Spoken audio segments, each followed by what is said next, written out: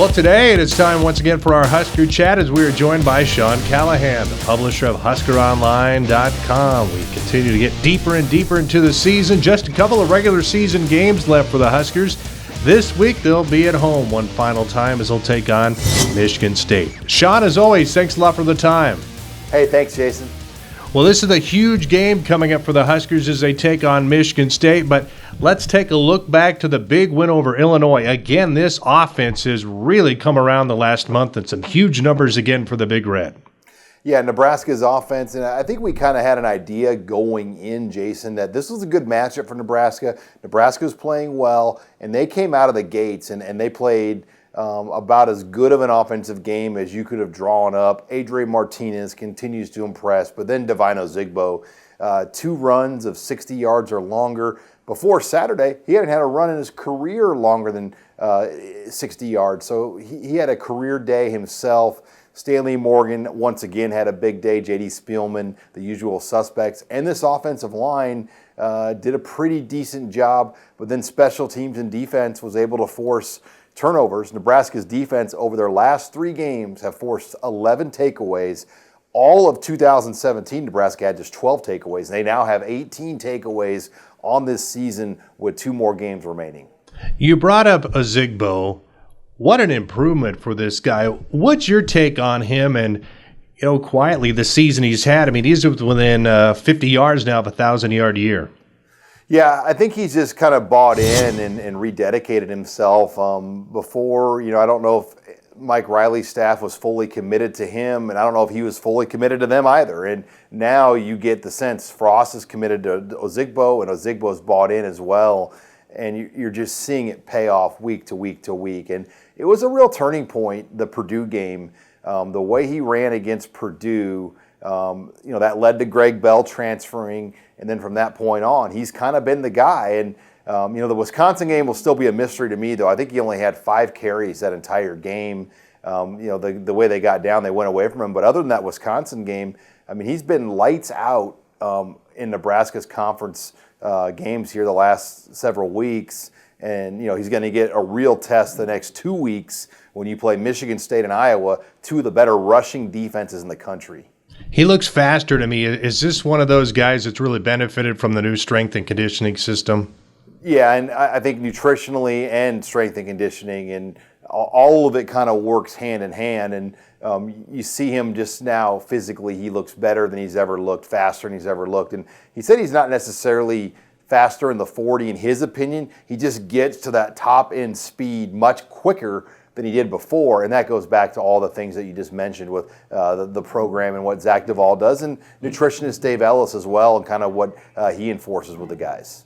Today we're talking with Sean Callahan of HuskerOnline.com as Nebraska is back at home on Saturday as a matchup against Michigan State.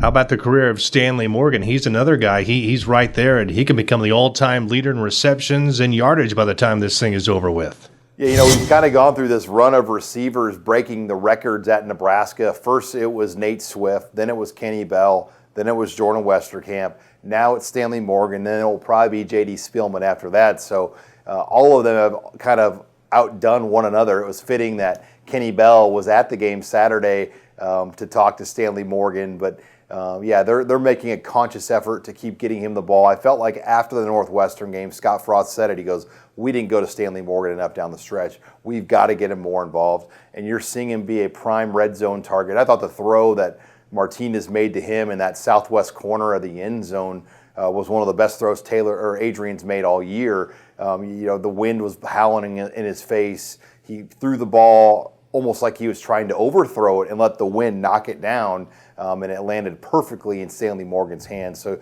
you're seeing him make big-time plays the last several weeks, and that's what we all expected this season out of Stanley Morgan.